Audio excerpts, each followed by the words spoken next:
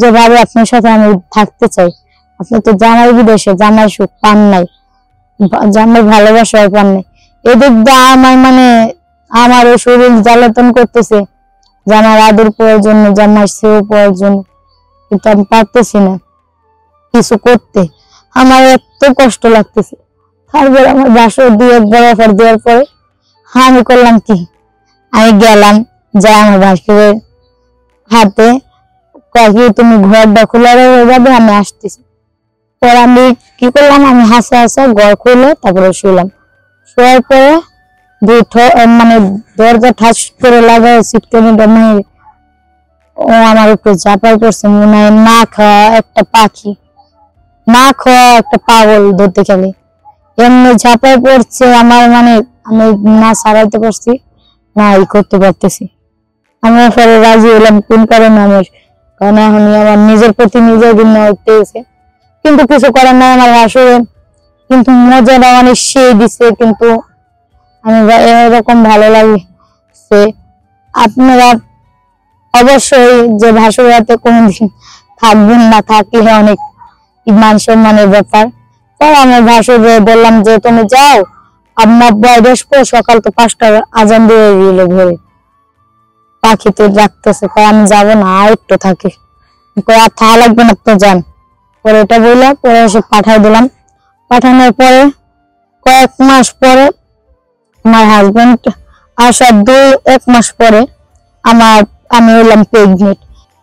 আসসালামু আলাইকুম, আমার নাম মিনা, আমি ভালো আছি, আপনারা ভালো আছেন?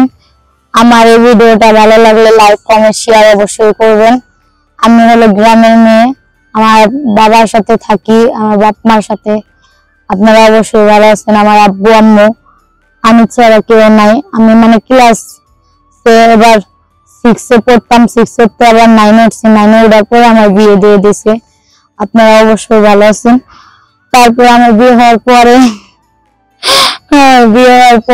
আমি আমার স্বামীর ঘরে এলাম। আমার স্বামী তো আমার সে থাকে বাইরে থাকে, কারণ আমার একটা বাসুর আছে, আমার ননদ আছে একটা, আমার দেওর আছে ছোট্ট একটা ইস্কি, আমার শাশুড় আছে, শ্বশুর আছে, সবাই আছে। সবাই আমার অনেক ভালোবাসে, আমি ওদের অনেক ভালোবাসি, অনেক আদর যত্ন করে। পরে একদিন দেখলাম আমার বাসুর বলতেছে যে এখানে তো বাবু আপনি কি করেন? বললাম নদীর পাড়ে নেবে আছি, ভালো আছেন তো? পরে এসে বললো হ্যাঁ বাবু ভালো আছি, চলেন যাই ঘরে চলেন, আম্মা ডাকতেছে। আমি কই আম্মু ডাকতেছে? কয় হ। পরে আমি করে আসতেছি, করে পরে এসে আমি এইটা করে চলে গেছি। চলে যাওয়া দেখি আম্মা হাসায় ডাকতেছে, অসুস্থ হয়ে গেছে। বললো বৌমা তুমি একটু রান্নাও, আমি একটু করি, আমার একটু বিশ্রাম নেই। কি হয়েছে আম্মা? পরে বললো যে আমার অসুস্থ। আমি কই আচ্ছা তুমি আম্মা আপনি হন, আমি যা রান্নার কর বা সব আমি করতেছি। পরে আমার ভাসুরে বললো কি রাত্রে খাওয়া শেষ, পরে আমি রুমে যাইতেছি। বললো ভাবি আপনার তো জামাই বাইরে, তো আমার না অনেক একজনের সাথে থাকতে ইচ্ছে করতেছে। কার সাথে কি করো তুমি? পরে বললো কি যে ভাবি আপনার সাথে আমি থাকতে চাই। আপনি তো জামাই বিদেশে, জামাই সুখ পান নাই, জামাই ভালোবাসা পান নাই। এদিক দিয়ে আমার ওই শরীর জ্বালাতন করতেছে, জামার আদর পাওয়ার জন্য, জামার সেও পাওয়ার জন্য, কিন্তু আমি পারতেছি না কিছু করতে। আমার এত কষ্ট লাগতেছে। তারপর আমার বাসর দিয়ে একবার অফার দেওয়ার পরে আমি করলাম কি, আমি গেলাম যা আমার ভাসুরের হাতে, কয়েকি তুমি ঘরটা খোলা হয়ে যাবে, আমি আসতেছি। পর আমি কি করলাম, আমি হাসা হাসা ঘর খুলে তারপরে শুলাম। শোয়ার পরে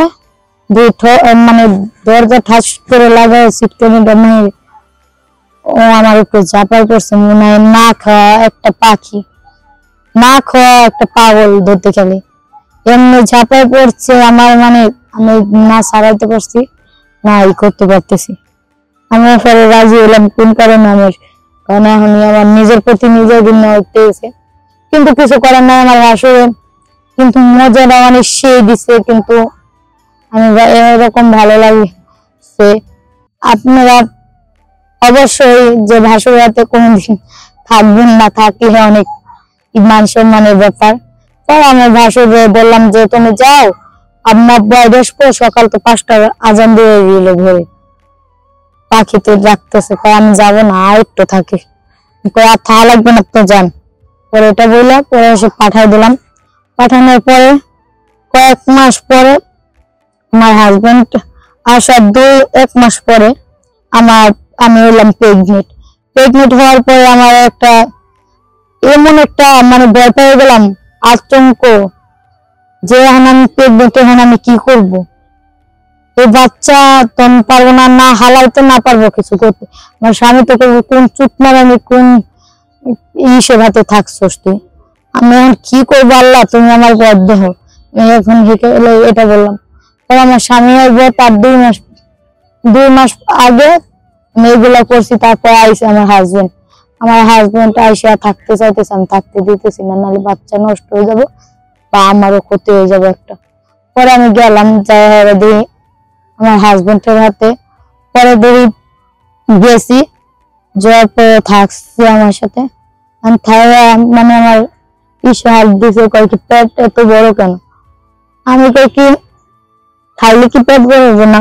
পেট বড় না, এটা বলছি। এটা বলে কিছুদিন মানায় নিছি। কারণ আমার হাজবেন্ডকে তারপরে তার মানে 2 মাস যাওয়ার পর আমি কইছি কি আমি প্রেগনেন্ট, হঠাৎ করে এটা বলছি। আমার হাজবেন্ড তো অনেক খুশি, বড় খুশি, জানি না যে আমি আমার বাসুর সাথে এগুলা করে তারপর আমার সন্তান গর্ভে হয়েছে।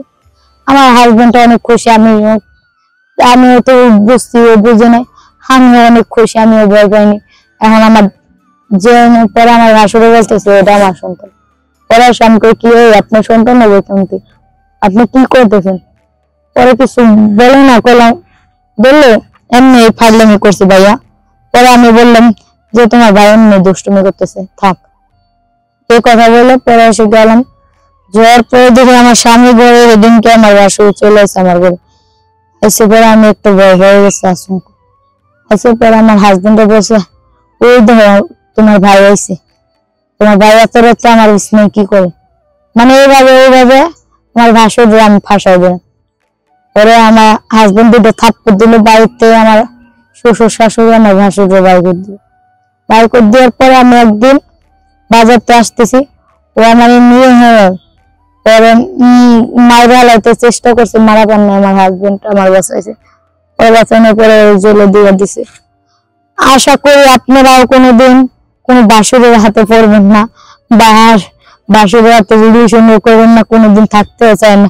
জামার বাইরে আছে তাই কি হয়েছে, এমনি সুখে আছি, আর সুখ চাই না। অত সুখ চাইলে সেই সুখ কপালেও সয় না।